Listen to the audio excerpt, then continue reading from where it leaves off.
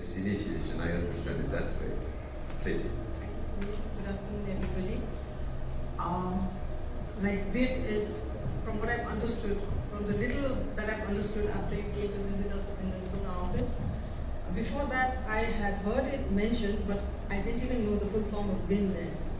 So in this 1 week, I went through whatever you had forwarded to me, and it's the latest technology, I would say, that has now infiltrated into Nepal via your book. Around 8 years back, there was a master student from the US who was doing his thesis on lean construction technology. I saw that mentioned in one of your slides. So it was basically how from conception to completion of a project, how all the team members get together and come to a solution so that there are minimum mistakes. Now you've digitized all that, from what I've understood. Now BIM has added digital software technology to that. After, like this happened 8 years back, after that I tried, on the projects that I was working in, I tried to bring all the team together. And till today I haven't been successful in that. Like the client is always complaining, why should I give my time with the team? It's your undertaking, you should deal with it, or the civil engineer should deal with the sanitation and all that. So it's never really materialized. So now that you've digitalized it, and the most important aspect that I see from an architect's point of view, what you've mentioned is, now we are getting more time for the design phase. Practically, minimum time is given to the design. You meet the client, he wants a solution 2 days after that.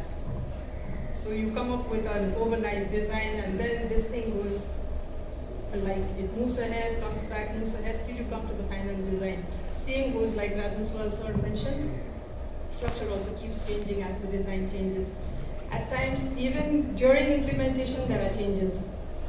So hopefully, if BIM does get approved by the government, like you have DUBDC mentioned here, if they approve it, make it mandatory for public projects, government projects, which will be a good starting point, then maybe private projects will also, like private clients will also get convinced into utilizing it, so that mistakes are minimized, we come up with better solutions, less cost, as you said, less time. But I don't know, like, relating it to what is actually happening in the market right now, it's very difficult. Construction is one of the industries that is the most difficult thing to tackle for us architects, civil engineers, everybody in the team, because small changes happen all the time. Materials are not defined. Even if we do define materials and specifications are brought out, in the implementation time, things change, sometimes drastically. So as you mentioned, you've mentioned changes that if adapted to fed into the system, it gives all the changes regarding cost, time, everything. But when will we reach that stage? This team effort, this team work, it's not happening. Even if we try to make it happen to a slight extent, it's not happening. So I think that is the biggest drawback. Now, as you said, real-time monitoring management becomes very easy. That's very good. But what I think is, it's not enough for just us civil engineers, architects, or contractors to know about it. I think everybody in that line, from conception to implementation to right up to handover, everybody should know about what BIM is all about. If one person in that link does not know about it, I think the team effort is not going to work.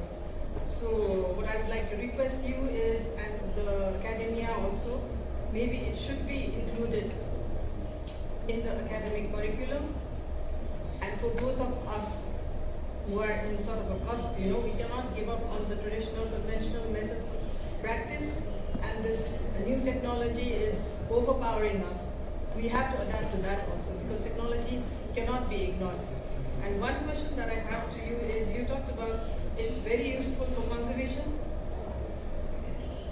heritage conservation and all that, and again you said you have a sort of solutions inbuilt in the software, but what about our conservation, like traditional architecture and all? If we are supposed to document that, does it agree to the conventional methods, to the conventional drawing systems, the details and all that? So maybe your team will have to work on that too. So hopefully with time, like Mahavir Kun sir was there here earlier, in the remote villages, in the mountainous regions, which most of us never even thought about. He familiarized the people out there with the internet, globalized everybody. So if that worked, very soon, hopefully one day, BIM is also going to work. Thank you.